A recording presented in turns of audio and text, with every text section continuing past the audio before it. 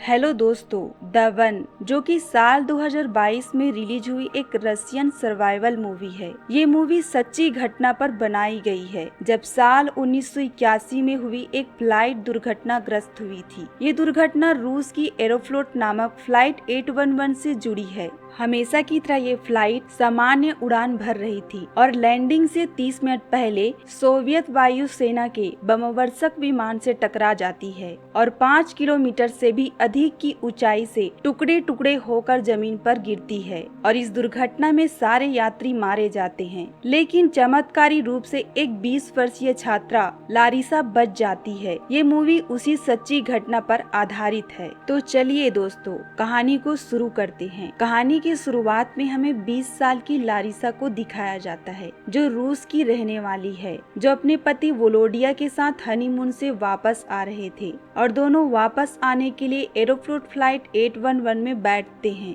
आगे उस फ्लाइट में हमें और कई सारे यात्रियों को दिखाया जाता है, जिसमें बूढ़े और बच्चे भी हैं। ये सब भी अपने घर वापस लौट रहे थे। जब उनकी फ्लाइट को लैंडिंग करने के लिए आखिर के 30 मिनट बचे होते हैं, तभी उनकी फ्लाइट सोवियत वायु सेना के बमवर्षक विमान से भयंकर रूप से टकरा जाती है। टकराने के बाद का मंजर इतना भयंकर होता है कि देखकर किसी भी व्यक्ति की रूह कांप जाएगी। फ्लाइट 811 में पहले यात्रियों को जोरदार झटका लगता है, फिर यात्री फ्लाइट के अंदर ही इधर उधर होने लगते हैं और सबसे पहले प्लेन का एक टुकड़ा हवा में उड़ जाता है और उसके साथ एयर होस्टेस और कुछ यात्री भी उड़ जाते हैं। आगे दिखाया जाता है टक्कर की वजह से प्लेन में आग लग गया था और प्लेन टुकड़े टुकड़े होकर नीचे गिरने लग गए थे। आगे हमें लारिसा को दिखाया जाता है, जो प्लेन के अंदर इधर उधर टकरा रही थी। वहीं उसके पति वोलोडिया किसी भी तरह करके उसके हाथ को पकड़कर रखते हैं, लेकिन वो प्लेन 2 टुकड़ों में बट जाता है और वोलोडिया उस टुकड़े के साथ उड़ जाता है। लारिसा अब भी प्लेन में इधर उधर टकरा रही थी।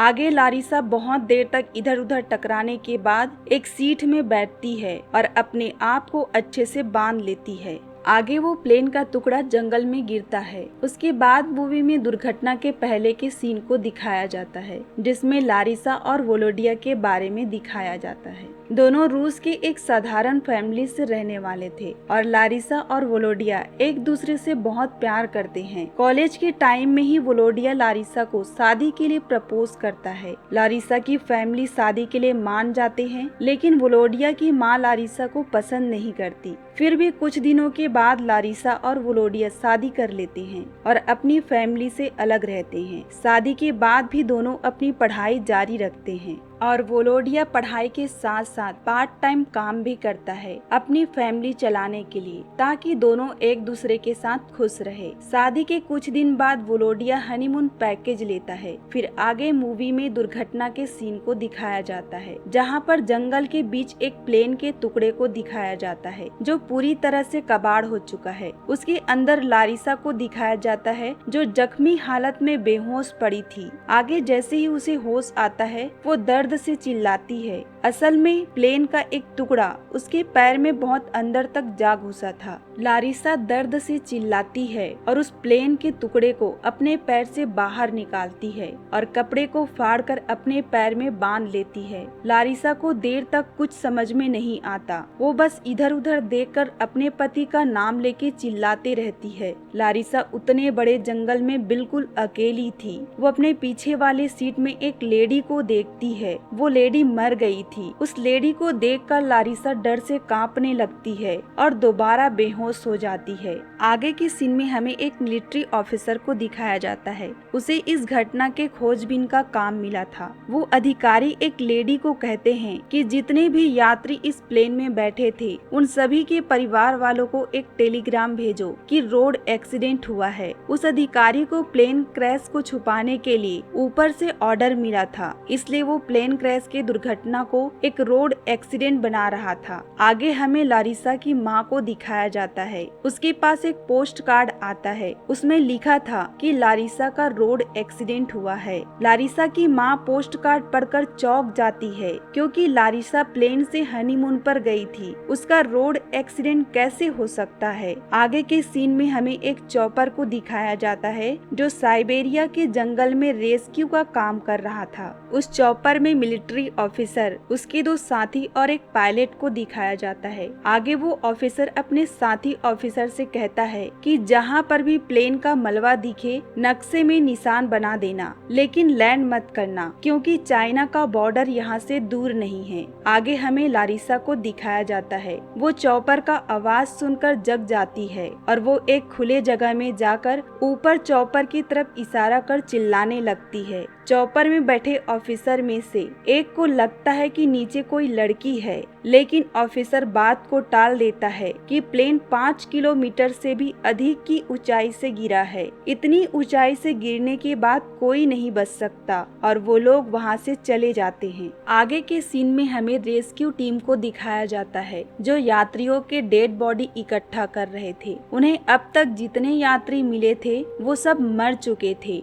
दूसरी तरफ हमें लारिसा को दिखाया जाता है जो प्लेन के मलबे की तरफ वापस आ रही थी। अब उस मलबे के नजदीक कहीं से एक टाइगर आ जाता है जो लारिसा को देख लेता है। लारिसा उस टाइगर को देखकर घबरा जाती है। वो टाइगर उसकी तरफ बढ़ने लगता है और तभी वो चॉपर वहाँ से दोबारा गुजरता है। चॉपर की आवाज सुनकर टाइगर वहाँ से भाग जाता है। टाइगर के जाने के बाद लारिसा वहीं बैठकर रोने लगती है। उसे अब ये लगने लगा था कि वो भी इस घने जंगल में मर जाएगी, क्योंकि वो इस वीरान जंगल में बिल्कुल अकेली हो चुकी थी। जिस जंगल में लारिसा फंसी थी वो हड्डी जमा देने वाला बर्फीला इलाका था, लेकिन फिर भी लारिसा बहुत हिम्मत दिखाती है और अपने पति वोलोडिया को ढूंढने निकलती है। लेकिन उसके पैर में बहुत गहरा घाव हो गया था और इसी कारण वो लकड़ी के सहारे चल रही थी और ठंड से बचने के लिए प्लेन में मरे पड़े लेडी का जैकेट ले लेती है। आगे कुछ दूर चलने के बाद लारिसा का पैर एक दलदल में फंस जाता है। अलग से उसके पैर में गहरा घाव था। वो पैर को दलदल से निकालने की कोशिश करती है, लेकिन वो दलदल में और गिर जाती है। बहुत देर तक कोशिश करने के बाद लारिसा एक डाली को पकड़कर बाहर निकलती है। लारिसा को अकेले उस खतरनाक जंगल में अपने पति को ढूंढना आसान नहीं था। आगे लारिसा एक ढलान में चढ़ते चढ़ते गिर जाती है और फिर दोबारा कोशिश करके उस ढलान में चढ़ती है और कुछ दूर चलने के बाद उसे वो टाइगर दोबारा मिल जाता है। वो जंगल में घूम रहा था। वो टाइगर लारिसा के पीछे पड़ जाता है। लारिसा जख्मी हालत में भी अपनी जान बचाने के लिए तेजी से भागती है और एक गड्ढे में जा गिरती है। लारिसा को गड्ढे में गिरा देखकर टाइगर वहां से चला जाता है। आगे लारिसा को कुछ दूर चलने के बाद एक यात्री का सूटकेस मिलता है और उसे कुछ पीने का सामान भी मिलता है। वो सूटकेस में से एक लाइटर को निकालती है और अब अंधेरा भी होने वाला था तो वो आग जलाकर सो जाती है। सुबह होने के बाद लारिसा एक ऊंची चोटी में चढ़ती है और वहाँ से पूरे जंगल को देखती है। नीचे देखने पर उसे एक प्लेन का मलबा दिखता है। वो उस मलबे के पास जाने के लिए नीचे उतरती है, लेकिन वो मलबे के पास जाने के लिए एक छोटी सी नदी को पार करती है, लेकिन पानी का रफ्तार ज्यादा होने के कारण वो बहने लगती है। बहुत दूर बहने के बाद एक पत्थर को पकड़कर बाहर निकलती है और उस प्लेन के मलबे के पास पहुंचती है। अंदर देखने पर उसे केवल एक पायलट का डेड बॉडी दिखता है और उसे वहाँ पे एक गन मिलता है। आगे लारिसा उस गन को फायर करके सिग्नल देती है ताकि वहाँ पे उसे कोई ढूंढने आए। आगे के सीन में हमें लारिसा के माता पिता को दिखाया जाता है। उन्हें पता चल चुका था कि प्लेन को कुछ हुआ है और वो उसी मिलिट्री ऑफिसर से मिलने आते हैं और पूछते हैं कि उस प्लेन को क्या हुआ है। मेरी बेटी उस प्लेन में थी। ऑफिसर लारिसा के माता पिता को कहता है कि ऊपर से ऑर्डर है, मैं इसके बारे में कुछ नहीं बता सकता। लेकिन लारिसा की माँ ऑफिसर को कन्विंस करती है कि आपके बच्चे उस प्लेन में होते तो क्या आप उसे नहीं ढूंढते। आगे ऑफिसर लारिसा के माता पिता को प्लेन क्रैश के बारे में बताते हैं।